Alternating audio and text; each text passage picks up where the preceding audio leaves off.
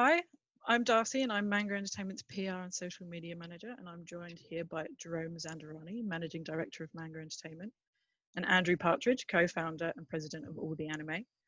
We've been taking questions on Facebook, Twitter, and Instagram all about the anime industry, and I'm about to put them to you both in this fireside chat panel as a part of Cloud Matsuri. So I'll just jump off video so we can concentrate on your lovely faces, and we'll get started. So if we start with you, Andrew, can you tell us a little bit about yourself and your company? How did you get into the industry? So, interestingly enough, I'm pretty certain me and Jerome started in the industry around the same, in the anime side, at least around the same time. Like, when you started at Manga, I just started at Bandai, different roles. I was just a lowly intern at that point at Bandai. And, I ended up starting the same year I started university, of all things, which I was basically drunk and ended up asking if they needed an intern at the time. The answer was yes. And I ended up heading out to Paris and working there for a few years on and off, but during my degree, working at home during some of the year, working in Paris some of the year. Then I moved to Viz Media, and then in the end of 2012 started Anime Limited, focusing on original anime, cinema, and TV series.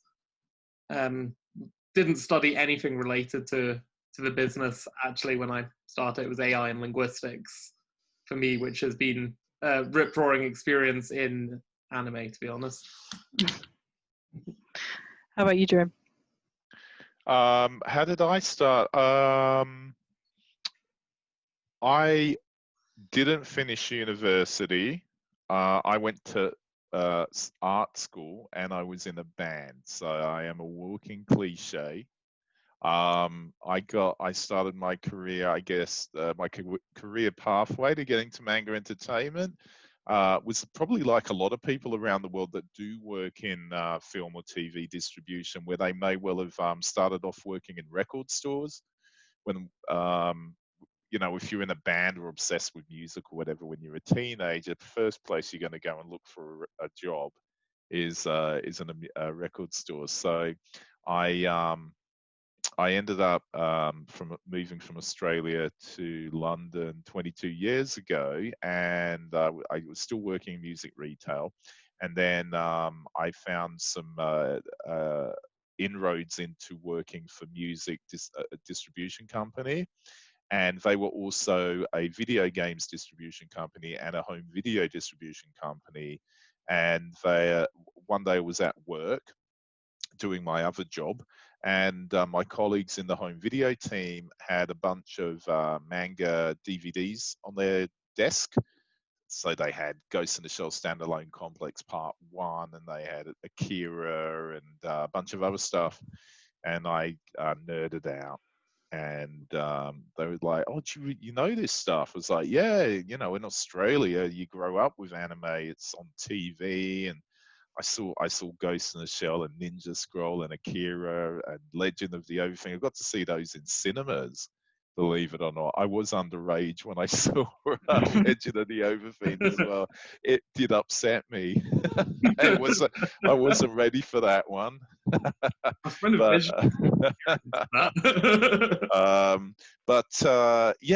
so they were like, "What is the job going at Manga? They need a junior marketing executive." So I went for that job and I got it, and that was nearly 16 years ago. And I've been there ever since. And through fate and loads of different things happening, I've ended up as the managing director. So last year, we successfully sold Manga Entertainment to Funimation, and we're now a Funimation Entertainment company. And we're part of this really interesting phase in the anime distribution business. We've got the Funimation streaming platform. We're doing more films. We put Broly out in cinemas last year, and it was like the first anime film in ages to break the £1 million box office milestone. So it's been really exciting to be part of that. And I guess we'll talk a bit more about all that stuff as we go on with this. Yeah. Well, the first thing to talk about is obviously the global current pandemic that's on everyone's minds. And that was reflected in quite a few of the questions that we received. So are you worried that the quarantine might affect sales? What effects have you seen so far? Shall I go first? I was going to say, I mean, I think we're going to say similar things probably, so go ahead. That is a cool question. Well, it's not a cool question. It sucks actually, but it's a question that's worth answering. I mean, really, what I can comment on is the home video business. You know, DVD and Blu-ray. So I know a lot of people watching this are still really avid collectors, and some of them will be concerned about how that might affect their ability to continue buying and keeping amazing animated films and TV shows in the future. So purely based on the physical media, some of our bricks and mortar retail partners are currently, they're closed for business because of the lockdown. But we're hopeful the ease of restrictions will allow more of these businesses to open as soon as possible. So, you know, that's had a negative impact on home video sales, you know, over the last month or so. But equally, we're seeing a huge spike in download to own, streaming rental, and obviously seeing a lot of people checking out the Funimation platform and signing up for free trials and whatnot. So the demand for content, the demand for entertainment is sky high. It's just how people can access it under the current circumstances is changing. I'm basically quite feeling quite positive about home video anyway. I think we've got a lot of clever ways to reach the customers through e-commerce, through Amazon, Base, Zavvi. We've got our own direct-to-consumer, you know, sales. So I think that the fans don't have too much to worry about. I'm not too worried. I think that we've got such a dedicated audience and a niche audience. So as long as that there's the demand from them, we will be able to reach them and get them what they want.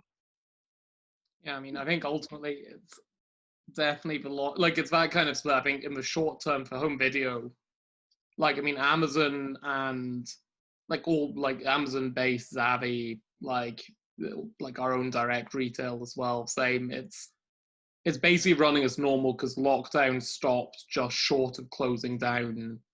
Like unlike in France, for example, where warehousing did shut down, so Amazon's been in a long fight in France, but like basically everything shut down in France, whereas in UK it stopped just before warehousing. So places like Zavvi, HMV's online shop, like Amazon, etc., and our own web shop could keep, both of our web shops in fact could keep running. And like, but the question, like the real interesting thing for me, so I think you're right, in the overall picture, it's not going to stop people getting a hold of anime. Like, with the good news, I mean, like, and digital as well as a great point, which I'm sure we'll leap on again in a bit. But like the short term, it's still running. It's tough for people. The midterm is where the question mark is just now, because the damage to the economy is basically going to be pretty substantial. We know that already. Yeah. The question is so that's why platforms like Funimation now, what we're doing with Screen Anime for film, like everyone else on Netflix, Amazon, etc., it's really going to matter, because while people's appetite for anime is not going to go down, people's available finance for content may. And like what's been shown in the current studies is that entertainment, in the UK at least, entertainment is the second most important thing after household, like the household stuff basically needs. Like that's the second thing down the UK. The UK is unusual in that sense. A lot of other categories come into other places around the world. The UK, though, entertainment is the second thing, which is great news for all of us. And for it shows that there's a desire for distraction from us, which is completely understandable.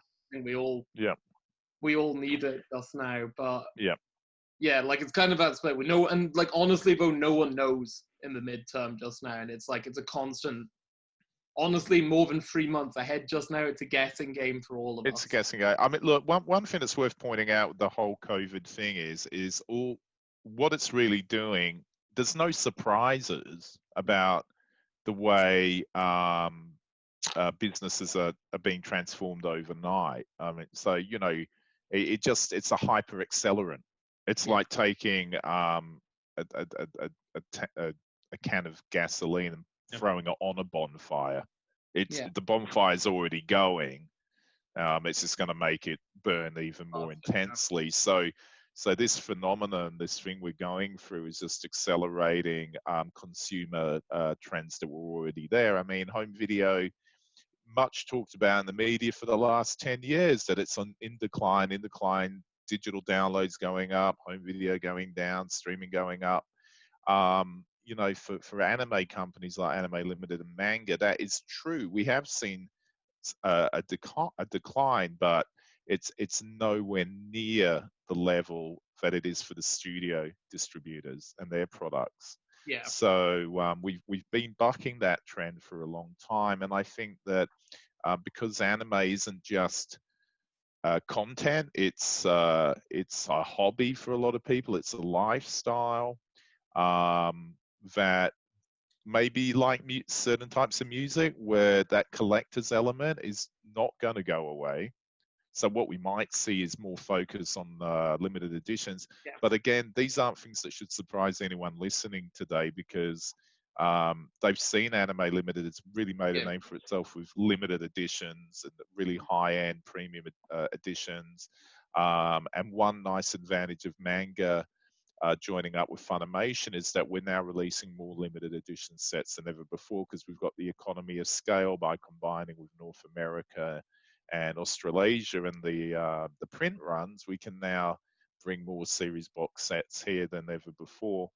So I think it's probably going to change what the products are and what we can bring. We're not dependent on supermarket distribution, right, Andrew? So that I mean, if we on a mega hit like a Your Name or a Broly, we'll get into Tesco's and places like that. But we're not as badly affected by grocery limiting the amount of space they give to DVD and Blu-ray. That doesn't affect us so much. And we're luckier than other spaces. Like, I mean, like your home video space is pretty solid, and like we manage a lot of merchandise rights across like UK, Europe, one or two across the USA as well. You may notice on the bottom of Funko boxes is an Anime Limited logo as well for Evangelion, for example, and such. Oh, really? I mean, I didn't know that. That's cool. One of the projects we work on in-house is the merch for that. Nothing else just now, but like the merch component. And like, yeah, what we're finding is across a lot of that kind of space, like because retailers are unable to open their stores, there is no shipping out of merchandise just now. And it's the same for a lot of other physical goods. So I'm really feeling like anything where you need to see it, like look at Primark, for example, as well, where they've gone from being a massive turnover business to zero basically in the space of that time. Anywhere where you need to have a business in place to try, like, you know, unless you have a system for returns and such for clothes, a huge chunk of the clothing business is itchy just now. Like merchandise as a whole, which splits between posters, mugs, like t-shirts, you name it, like in the mix, it's really tough when you can't see the item. So at least for home video, people know what they're getting, roughly speaking. If they know it's collectors, both like you guys do a great job as well of showing what you're getting with it. And like same for us, it's like it's part of the instinctive for online sales for us. So people know roughly what they're getting per thing, then it makes sense. But yeah, it could have been a lot worse for home video just now than it is. Yeah. So and like you said, we'll just have to see. Time will tell. But we successful businesses have to meet the needs of their customers, and so we just have to move with the times. Obviously, streaming is very, very, very important to the whole industry, and so there's a positive there. And just one last observation about streaming: when you're talking about Netflix, Amazon Prime, Now TV, Crunchyroll, Funimation, streaming takes the delivery of content into people's home, and something that used to be a discretionary spend, where you're in the supermarket, you see DVD, you pick it up on a whim, to becoming a utility. Yeah. So I think that further strengthens the entertainment sector's ability to survive this crisis, because I don't think people treat their subscription as a discretionary spend. They treat it as a utility, like water, gas, broadband, and things like that. So maybe the future of niche streaming services like Crunchyroll and Funimation may lie in bundling, because consumers in the short term may have to start cutting down the number of subscriptions they have if they lose their job or whatever. So maybe one way that will continue to grow, streaming platforms might continue to grow, might be where an ISP is offering a bundle of essentially platforms that in one subscription. I know Apple TV, the basic business model of Apple TV isn't to be a rival to Netflix or Amazon Prime. A lot of it is based on, you buy an Apple device and you've got a hub that will essentially bundle your favorite content together and deliver it to you. So I feel they'll have a lot of power in terms of partnerships with companies like Crunchyroll or Funimation, as a hypothetical, where they might be able to offer their customer, the Apple customer, access to all of these channels at some type of discounted rate.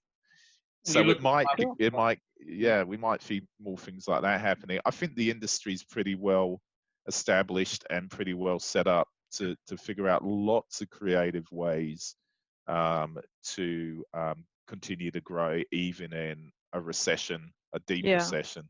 And on that note, sorry, carry on.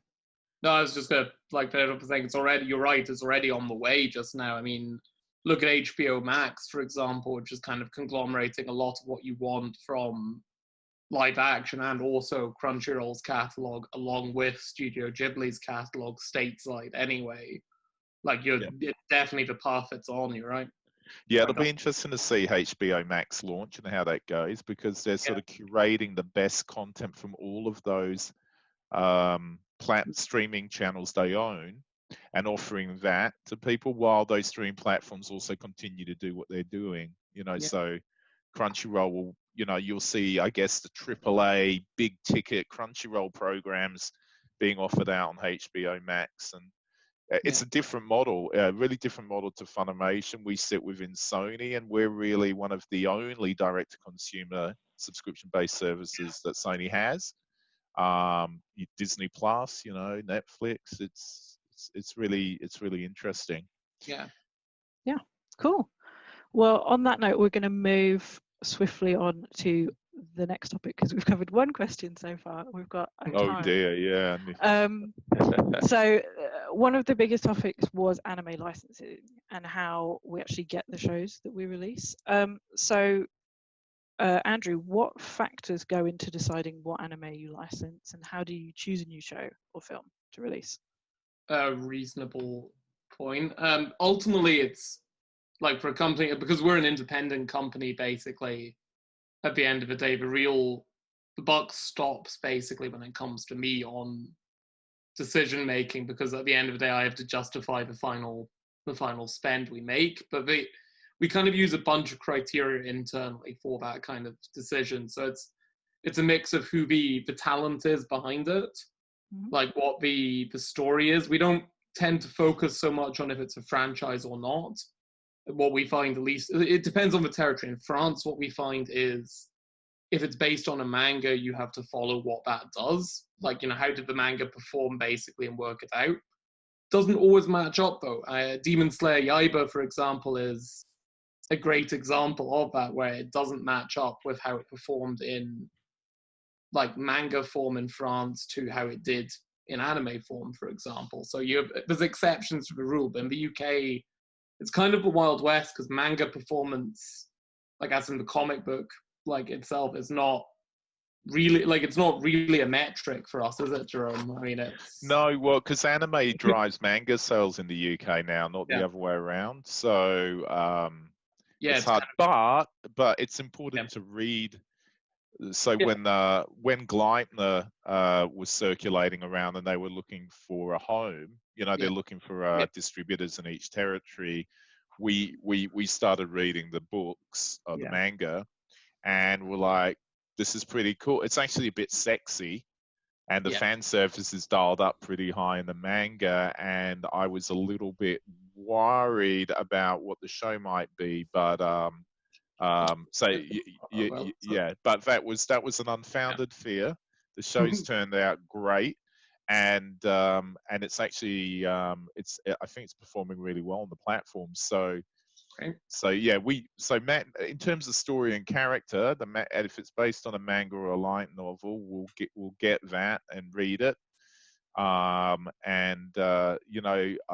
Andrew's all on his own. He's only got his colleagues in Europe to bounce off when they're looking at buying. We're now part of this huge machine. I can get Madman's opinion on the project that's available. I can get the US opinion. I can get the Japanese opinion.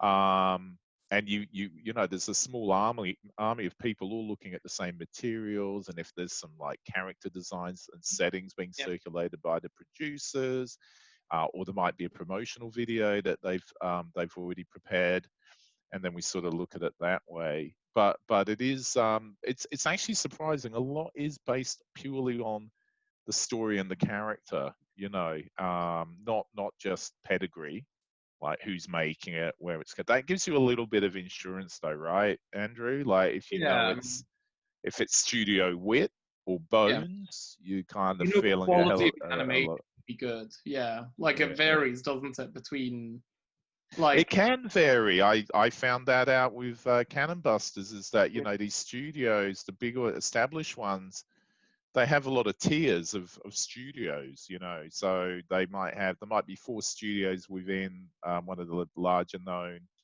production houses, but there is a difference in quality. There are a few studios that are really amazing because they might operate 4 or 5 production lines, but they maintain excellent standards across all lines, and there isn't a big difference. You know, so Bones is a good example of that. But then there's other studios that shall not be named that do have B and C and D studios, and you really are getting the B, C, and D quality work. And then also they may well be outsourcing more and more and more of the work. So it's usually the A studio will have the star character designers and directors and storyboardists. I think and if you would then, you nail a good point with it too. With it, we have to judge based on small amounts of assets now as well. I mean, like basically the decisions you and I have to make. We used to have episode 1 to work from or something to decide. In the New World Order, shows are being sold so far ahead of release that you and I will be lucky to get a couple of sketches and a synopsis yay large, like basically to make a decision on, which kind of makes it harder, like easier to work on original comics, because we can at least go and look them up, or we may have seen them like before. Like whenever I'm in Japan, I pick up like 10 or 20 new volumes of manga to look at and see what's coming up. So we had a running bet on in the office between me and Jessica for one particular show in the kind of high school DD vein for when it would get made. It's now being made, so we're like, great, now we know. I think we know exactly which one I'm talking about. Yeah. Anyway. Yeah, I know which one you mean. Yeah, I think that's a July title. I think that's being offered in the summer season. I know. It's like seriously, you could go down to the pub, have a couple of pints with your mate, and you could spitball the average sort of fan service harem comedy anime.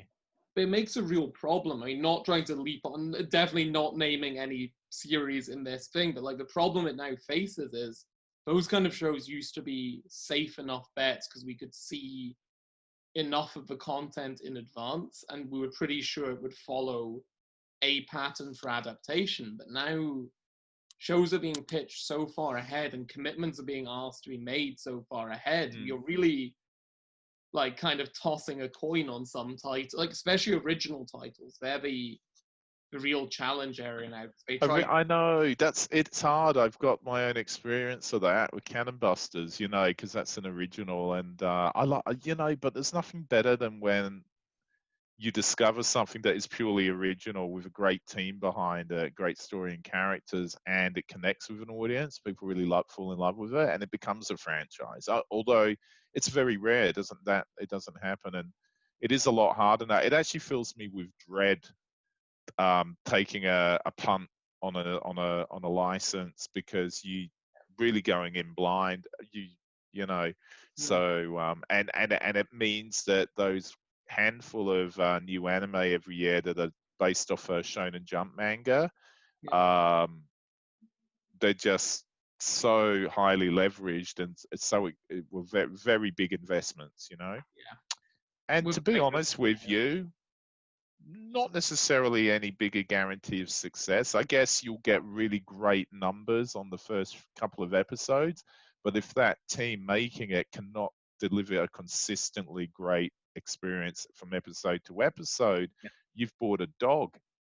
Yeah, and it's so kind of I mean, I think that's something which every company, like whether you're working with kind of an army scale of people to evaluate or a kind of a tight-knit kind of more like kind of more like feels based analysis, there's no, like, it's almost all equalized out now versus what we're reviewing. Even with film, I mean, like there's a lot of film choice, like Your Name, we all had to evaluate based on sight unseen, like basically, and just kind of put a thumb to the air on, you know, like, which was it was, at least there was a bit of heat behind Your Name before all of the territory sales were closed, so there was some real and excitement building up behind that. That's just that's a cracking story.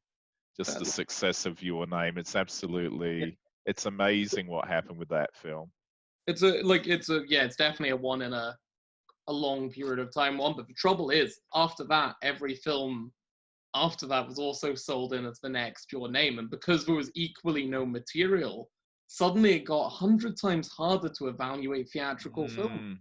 Because the licensors were, like, in Japan, there was a natural, well, this is very similar in many ways to Your Name. Why wouldn't it do well internationally? I've tried my hand at a few things.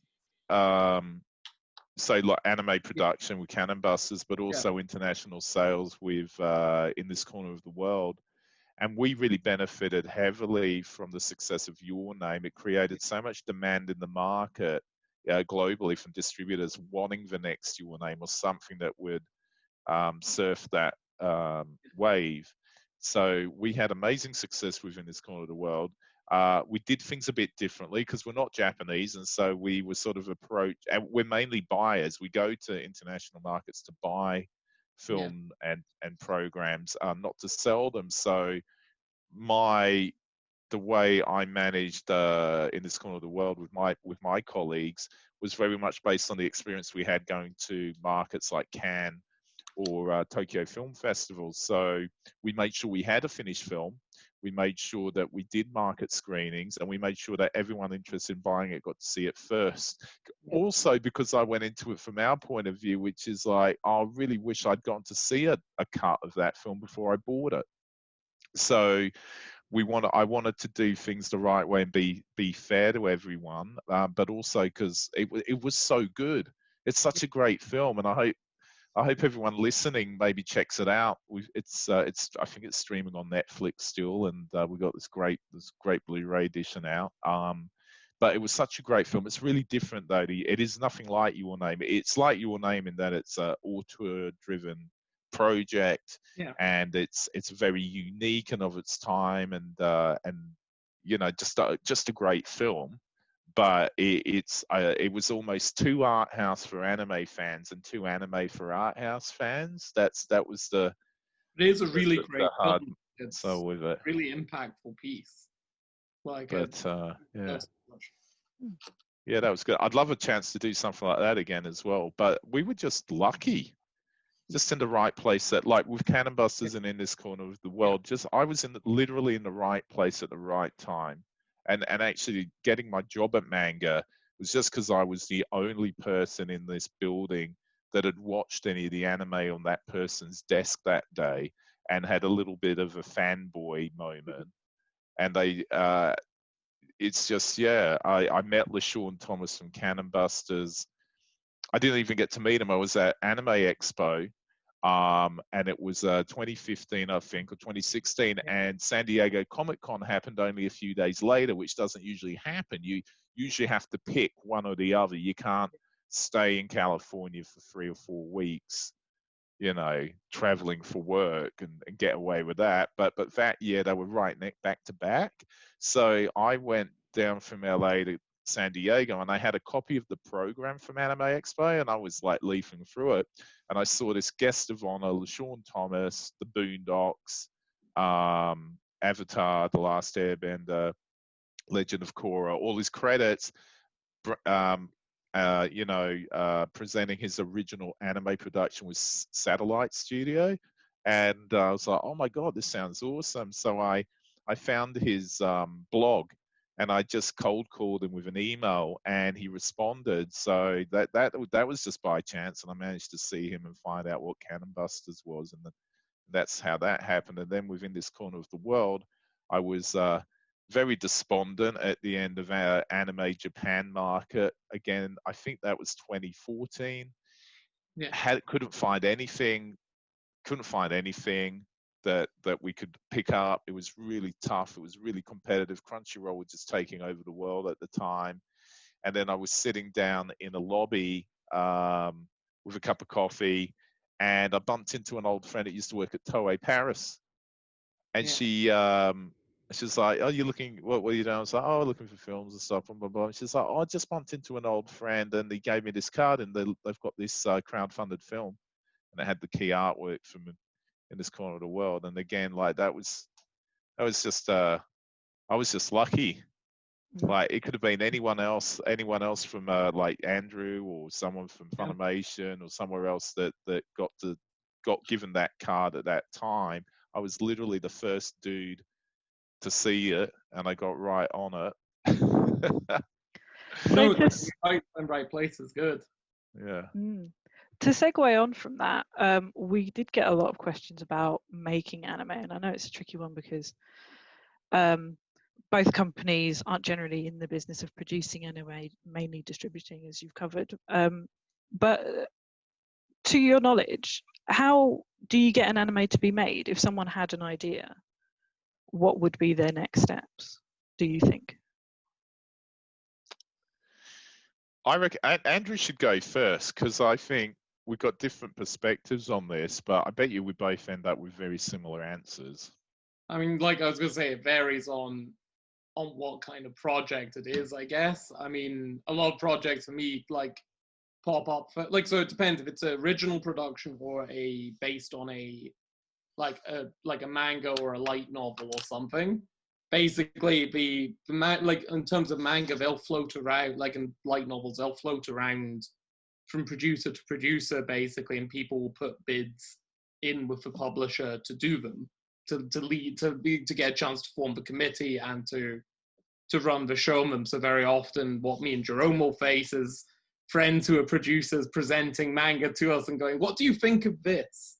or such. Do you even know it or such? And like it'll go around that way. Originals tend to, like nowadays at least, tend to be more passion projects. So they'll float through normally via the bigger platforms. So people like Netflix, Crunchyroll, Funimation, etc. as a first stop to try and get them produced, because like you'll have seen the anime industry in Japan is changing its focus now as well. Streaming is massively up, and international streaming especially is up.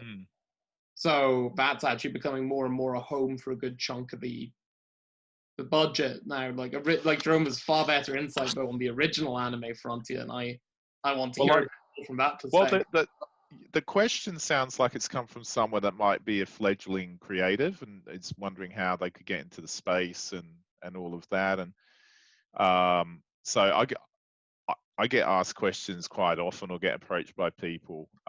It's really challenging and really tough. You got to have a thick skin, I guess, to want to pursue your dream, to tell the story you have. And share the characters you've created with a large audience. It is really tough right now for originals and passion sort of driven projects. So say you've created from scratch an original story and characters that you want to tell. It's really tough. Even though there's more opportunities than ever to sell your program, everyone's kind of. But the way streaming works, it plays a lot better for a Netflix if they have a program that's based off an IP that lots and lots of people already know. So, if you were comparing Cannon Busters with Ghost in the Shell Standalone Complex 2049 of 20, the new one that's on there. All right. So there's a load of things that are really great about that new show, and a lot of the things that are a bit controversial. It's not a 2D animation. They've gone full CG with it and all of that. But you put those things to one side, Netflix can guarantee that Ghost in the Shell program will continue to attract new eyeballs throughout its duration on Netflix, right? Whereas if you deliver a brand new program like Cannon Busters, it's going to peak really quickly. There's going to be a load of hype. Netflix it's fascinating seeing how they market through Twitter to the audience.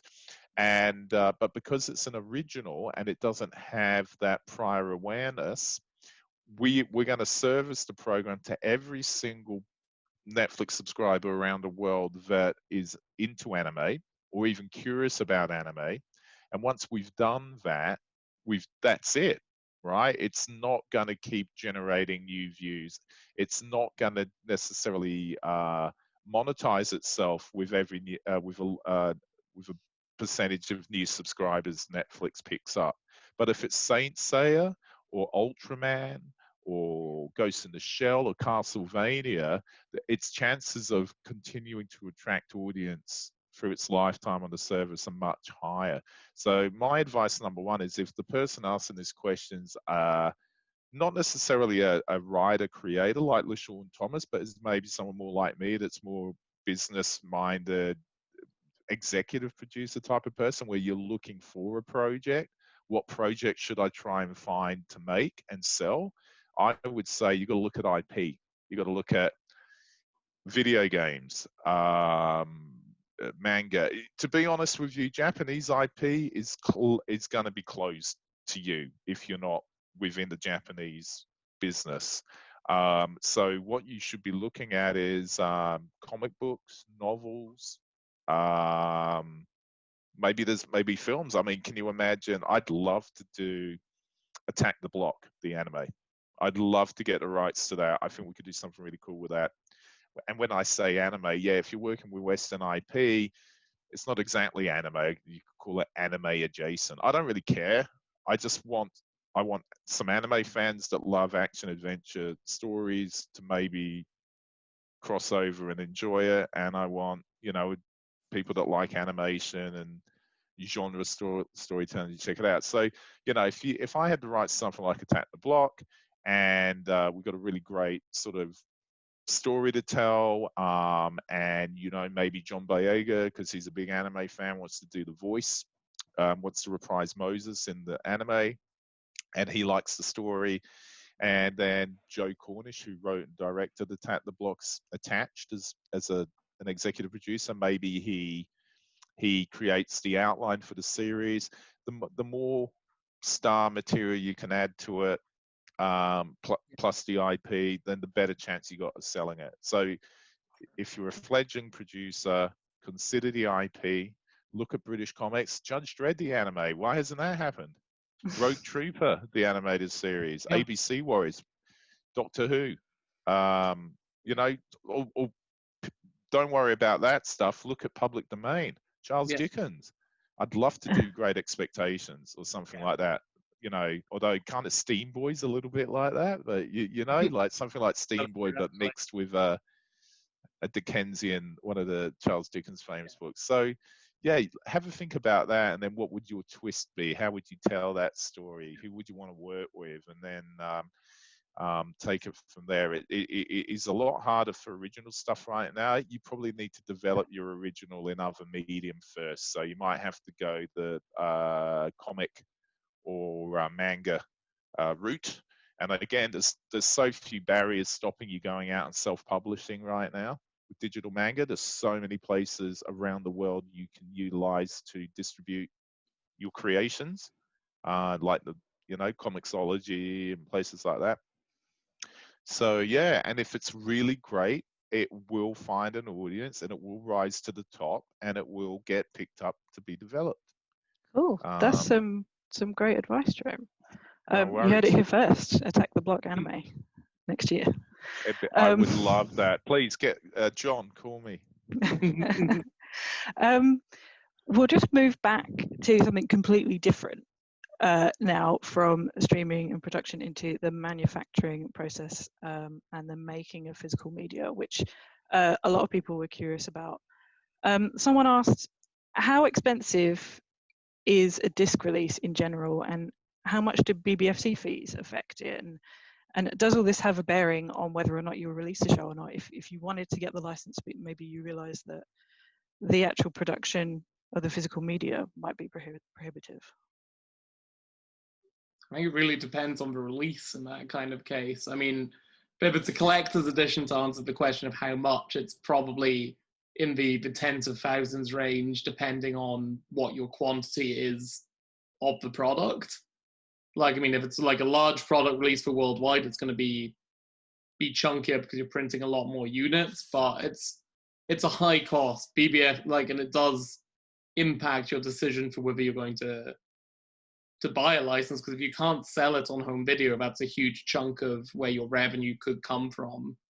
It's eaten up. It's changing nowadays though, because if you have a streaming platform like in your wheelhouse basically as well, for TV series especially, then you need content, and actually BBFC does not impact that just now. You don't legally have to have a show BBFC for it to be on streaming. No. It's encouraged, but it's not required. And personally, I would recommend, like, we would always recommend it because we have to do it for home video anyway. But like at the end of the day, like, the goalposts are shifting, I guess, now to whether or not there's an audience. If the audience is online, there may still be a reason to buy. You may just never do home video. But BBFC is definitely something we all factor in when it comes to home video, because it's a chunky additional fee basically that is required for home video to do. Yeah. I mean, I guess what we have to, there's a sort of MOQ, minimum order quantity, that we probably need to hit to make the thing viable. So there's probably a sweet spot where if the sales team come back to Andrew or I and say, we think we can ship X, well, then I know that from initial ship, from day one, where we're shipping stock out to retailers and whatnot, we've recouped our initial costs. You know, the cost, COGS, cost of goods. So that would be the authoring, the subtitling, the access fees for the dub, if you have to pay that, your BBFC, your cost of your discs and packaging and all of that. That's a good day in the office for both of us, right? If we see the forecast come in or the order come in and we know, oh, that's good. That means we'll probably, within a couple of months we'll be in profit and we've got a hit. So yeah, that's how we consider things. I mean, at least with BBFC, it's a fixed cost, so it's not. I won't talk. I think you can find out for yourselves if you're curious. You can go to the bbfc.co.uk. I think Yeah, they have a because calculator online. yeah, they've got a calculator and you can see how it's figured out. It works out to about £6.20 or something per minute. Yeah. There's then submission fees and other things on top. Yeah. But on average, I think a 12 episode season, so sort of 12 times 25 minutes, roughly 300 minutes, is what is that? About £2,500, nearly £3,000 is what it Yeah, costs I think so. to do it. So, but you have to do it. Yeah. You don't. It's voluntary to get BBFC on your episodes if you're a streaming platform. Yeah. But the UK audience is so used to BBFC.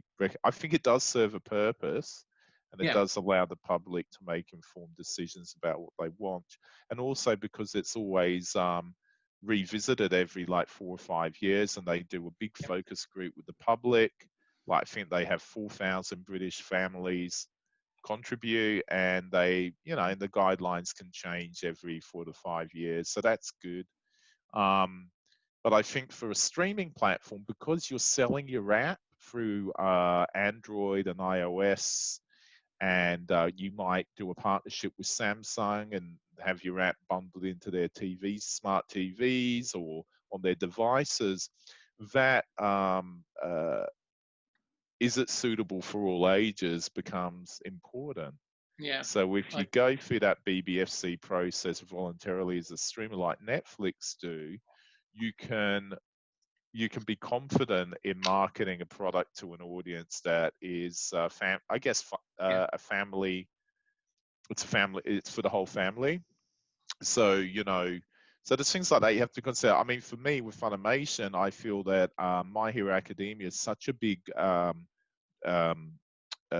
part of the service, and it attracts a lot of younger first-time anime fans. And I think anyone under 18 clearly has a parent or guardian that will authorize the purchase of the subscription.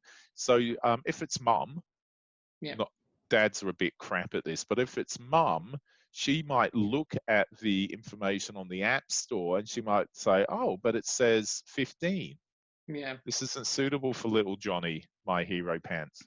So so I think I know segueing different. It's interesting though. I do think that BBFC is probably really quite important for streaming services because it's going to affect whether or not mums are going to buy subscriptions for their kids. Yeah, that's true. It does factor in the cost. Yeah, so I'll be interested to see where things go over the next while as things move. You're right. I think things are moving more streaming directions. I'll be interested to see what happens. I don't think they would like.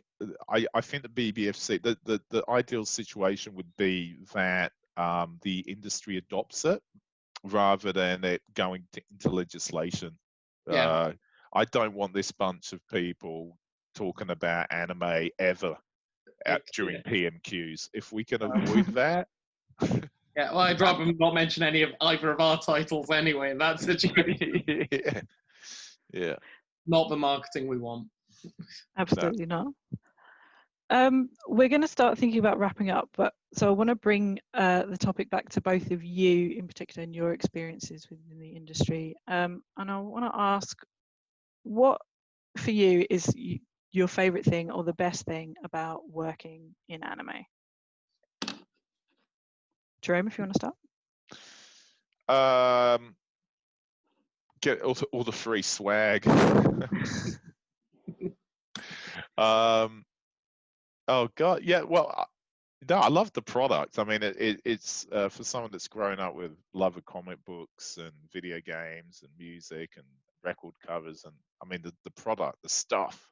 I love it. You go into an Animate store if you're lucky enough to visit Akihabara or somewhere like that, and it's just awesome. I love the whole ecosystem that anime has. Home video and TV broadcast, the posters and advertising, outdoor stuff, the conventions.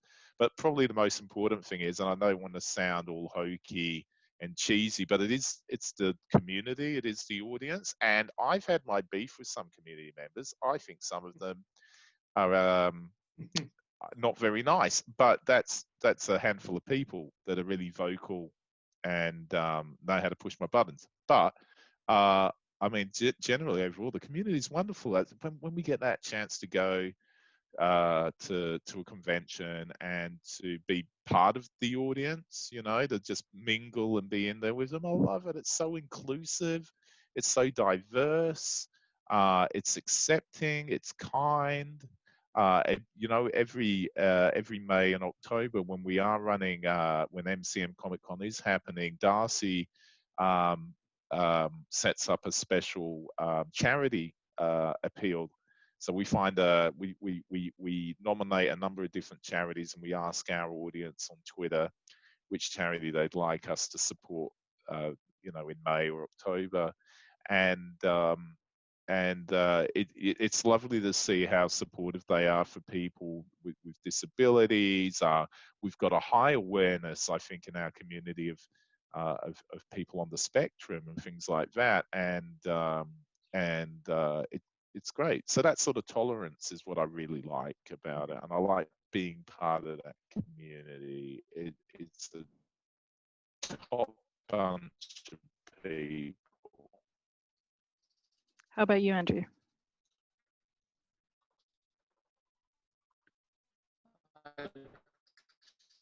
Like Bagels, like anime company over the years, the Japanese owned, run, and like policed company to start, then a European focused one with a Japanese tinge to it, but it was very much still, when I was at like Viz Kaze, still very much Kaze, not Viz Media Europe to a degree. So it was very much a European sentiment. It was very much, you know, the UK was very much a secondary thought at the time, like as opposed to anything else, which was a kind of very jarring experience for someone in the UK. As current affairs have proven on it, it was quite a wake-up call for me on how we featured in the industry in the European space for anime and what the potential for growth was. And I think for me, it's a mix of working in an area from day one for me, which I've loved, like all the way through, from like intern all the way through to CEO, and it's same as you. It's a real pleasure waking up and working with stuff that I'm personally keen to watch and I'm proud of. You know, Weathering with You was the latest one for that for us, but a bunch of films this year we're working on through things like Screen Anime now, like to come up, like, which will be, because it's even that possibility. Running a small company means I get to work with a bunch of like dynamic people where the buck stops with me. So if we want to do something like start up an online film festival to promote stuff while this is all going on, we can do it. There's no red tape beyond the buck stops with me on, can we make this happen? And it means that it's always an exciting moment. I mean, don't get me wrong, there's plenty of boring data, as we both have boring day-to-day office work as well, like both at Manga and Anime Limited. But like, there's a lot of stuff where I think the anime space almost doesn't matter if you're working for a big corporation or not. The space is a lot more dynamic than any other part of the home entertainment space, really. Like for film and TV, I would say we get to work on the cutting edge, but to play with some really interesting assets, you know, and like the people both in the industry, like working with you as well, Jerome, and for like people at Tony MBM, Funimation, Crunchyroll, there are really great people in the industry all over the world, and Andrew and I have been really lucky to get to maybe once or twice a year we get to go to these large global events, and we get to see everyone, and it's such a cool bunch of people. It really is. Like really nice, good, generally good people. And there's so but many... again, I think they're from the community that we've been talking about, which is a really generous community, and it makes sense, doesn't it? Some of them end up working in it, and but I think that's what's really interesting. It does like cross over, and the community is ultimately therefore what makes, you're right, like absolutely, it's what makes this a worthwhile thing to do, because we get so much direct feedback, and there's risks associated with that for everyone, obviously, on it, but like in terms of stress levels and such. But at the end of the day, it is what makes it worth doing. I mean, like, it's Yeah. fun to engage and build an audience, and that's what we've both spent over like last and 10 it's lives. really worked. I mean, I guess that's one last thing, Darcy. There's a load of really great things about doing working in this business, doing this job, and the other thing that's great, because we are very much behind the scenes. Not many people know who we are, which is fine. I mean, you know, that way almost as well. you know, because I mean, there's no reason why we should be notable to anyone. But no, what I was going to finish by saying is it's really gratifying to see the anime in the UK as a medium has become.